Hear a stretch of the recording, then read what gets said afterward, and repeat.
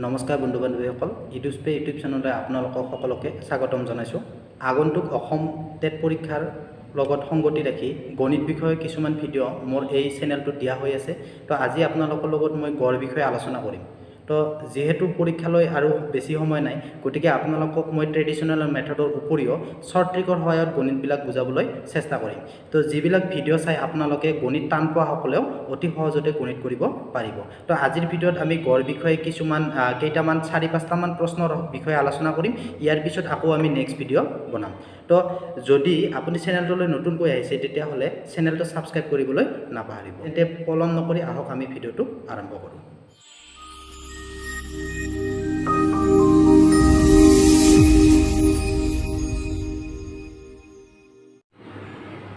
তো বন্ধুসকল, আজি আপোনালোকৰ লগত মই গড় বিষয়ে আলোচনা কৰিম। গণিতত গড় কেনেকৈ উলিয়ায়, অৰ্থাৎ এভাৰেজ কেনেকৈ নিৰ্ণয় কৰে সেই বিষয়ে আলোচনা কৰিম। তাৰ আগতে আমি গড়ৰ কনচেপ্টটো ক্লিয়াৰ কৰি লওঁ। তো গড় মানে কি চাব।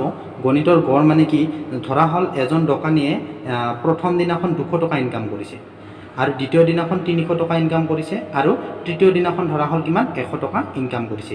এতিয়া যদি আমাক কোৱা হয় যে দোকানীজনৰ গড়ে দিনত কিমান টকাকৈ ইনকাম কৰিছে, তেতিয়া আমি কি কৰিম যে এই 3 দিনৰ ইনকামটো আমি যোগ কৰিম। তো যোগ কৰিলে কিমান হ'ব? 600 হ'ব। ঠিক আছে। নেক্সট কিমান দিনত ইনকাম কৰিছে? 3 দিনত। ইয়াক আমি 3ৰে ডিভাইড কৰিম। তো 3ৰে ডিভাইড কৰিলে কিমান হ'ব? 200 টকা। অৰ্থাৎ দোকানীজনৰ গড়ে কিমান টকাকৈ ইনকাম কৰিছে? এদিনত 200 টকাকৈ ইনকাম কৰিছে। এই 200 টকাটোক এই দোকানীজনৰ কি গড় ইনকাম বুলি কোৱা হয়, এদিনত গড় ইনকাম বুলি কোৱা হয়। তো এতিয়া আমাক এনেকুৱা গড় উলিয়াব যদি আমাক দিয়ে, তেতিয়াহ'লে আমি এই প্ৰচেছতে কৰিব লাগিব।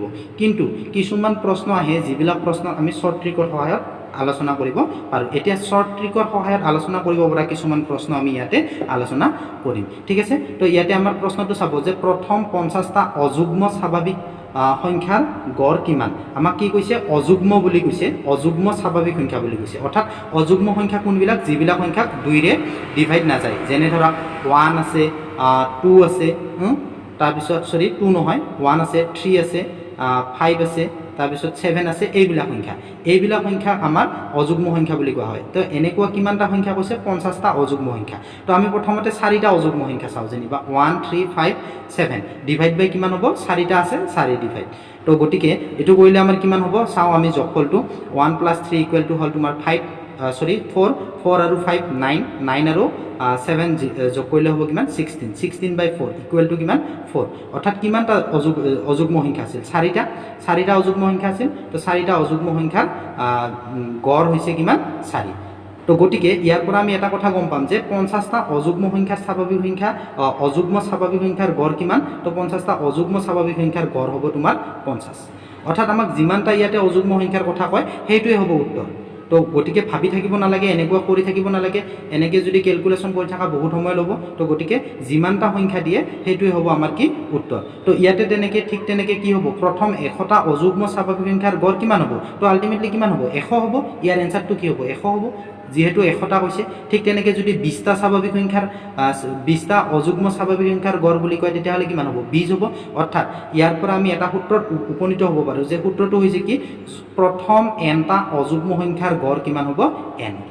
প্ৰথম nটা অযুগ্ম সংখ্যাৰ গড় কিমান হ'ব?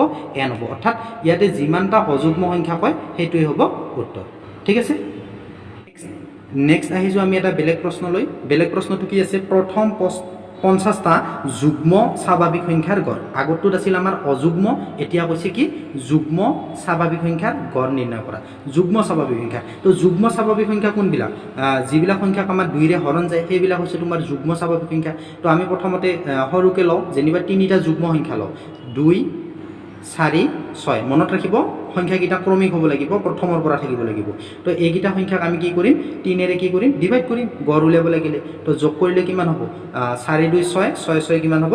12। আৰু তলত থাকিল কিমান? 3 = কিমান হ'ল? 4। অৰ্থাৎ আমাক সংখ্যা কৈছিল কিমানটা? 3টা। ইয়াতে আমাৰ 3টা লিখিছিলোঁ, 3টাৰ গড় কিমান হৈছে? 4টা। অৰ্থাৎ সংখ্যা যিমানটা কয় তাতকৈ 1 বাঢ়ি যায়। অৰ্থাৎ ইয়াতে আমাৰ 50টা কৈছে, 50টা যুগ্ম স্বাভাৱিক সংখ্যা কৈছে। তো গতিকে ইয়াৰ গড় কিমান হ'ব? 51 হ'ব। অৰ্থাৎ 50 + 1 50 + 1 = কিমান হ'ব? 51। ইয়াতে যেনেকৈ 3টা আছিল, আমাৰ উত্তৰ কিমান ওলাইছে? 4 ওলাইছে। অৰ্থাৎ 3 + 1 3 + 1 তো গতিকে আমি যদি তলতটো চাওঁ প্ৰথম 100টা যুগ্ম স্বাভাৱিক সংখ্যাৰ গড় কিমান তো প্ৰথম 100টা যুগ্ম স্বাভাৱিক সংখ্যাৰ গড় কিমান হ'ব 100 + 1 এইটো শৰ্ট ট্ৰিকৰ সহায়ত কৰিব পাৰি গতিকে কিমান হ'ব 101 অৰ্থাৎ 101 ঠিক অৰ্থাৎ ইয়াৰ পৰা আমি এটা সূত্ৰত উপনীত হ'ব পাৰোঁ যে কি প্ৰথম nটা যুগ্ম স্বাভাৱিক সংখ্যাৰ গড় কিমান তো প্ৰথম nটা যুগ্ম স্বাভাৱিক সংখ্যাৰ গড় হ'ব কি n + 1 মনত ৰাখিব অযুগ্ম সংখ্যাৰ যেতিয়া গড় উলাইছিলোঁ তেতিয়া ডাইৰেক্ট যিমানটা সংখ্যা আছিল সেইটোৱে আমি কৈছিলোঁ এতিয়া যুগ্ম সংখ্যাৰ যেতিয়া গড় উলিয়াব লাগে তেতিয়া আমি কি কৰিম n + 1 অৰ্থাৎ n ইয়াতে যিমানটা দিয়া থাকে তাৰ লগত 1 প্লাছ কৰি দিলে উত্তৰটো ওলাই যাব ঠিক আছে নেক্সট আহিছোঁ আমি স্বাভাৱিক সংখ্যাৰ গড় উলিয়াব দিলে কি কৰিম এতিয়া চাব প্ৰথম 50টা স্বাভাৱিক সংখ্যাৰ গড় কিমান তো প্ৰথম 50টা স্বাভাৱিক সংখ্যাৰ গড় আমাক উলিয়াব দিছে তো ইটো কৰিলেও এনেকুৱা ধৰণৰ প্ৰশ্ন আহিলেও তো আমি শৰ্ট ট্ৰিকৰ সহায়তে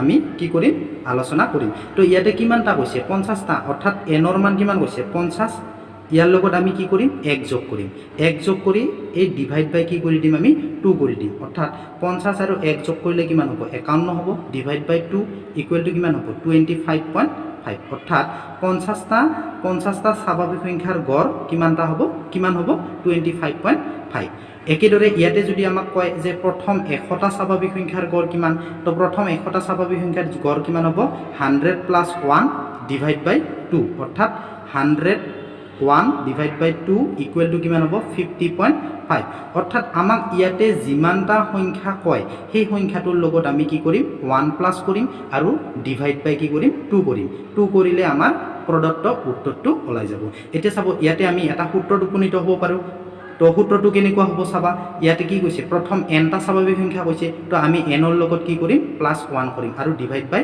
2 কৰিম তো ইয়াতে আমি যেটো উত্তৰ পাম সেই উত্তৰটোৱে হ'ব কি প্ৰথম nটা স্বাভাৱিক সংখ্যাৰ গড় ওলাই যাব তো আপোনালোকে অকল মনত ৰাখিব যে কি প্ৰথম শব্দটো থাকিব লাগিব অৰ্থাৎ প্ৰথমৰ পৰা আৰম্ভ হ'ব লাগিব nটা স্বাভাৱিক সংখ্যা ক'লে তোমাৰ 1ৰ পৰা আৰম্ভ হ'ব লাগিব যুগ্ম সংখ্যা ক'লে আপোনাৰ 2ৰ পৰা আৰম্ভ হ'ব লাগিব অযুগ্ম সংখ্যা বুলি ক'লে আপোনাৰ 1ৰ পৰা আৰম্ভ হ'ব লাগিব অৰ্থাৎ এনেদৰে আমি শৰ্ট ট্ৰিকৰ সহায়ত এনেকুৱা ধৰণৰ প্ৰশ্নবিলাকৰ উত্তৰ কৰিব পাৰোঁ আশা কৰোঁ আপোনালোকে প্ৰশ্নকেইটা ভালদৰে বুজি পাইছে আৰু ইয়াৰে গড় সম্বন্ধীয় এটা বেলেগ ভিডিঅ' মই ইয়াৰ পিছত বনাম আপোনালোকে সেইটো চাই ল'ব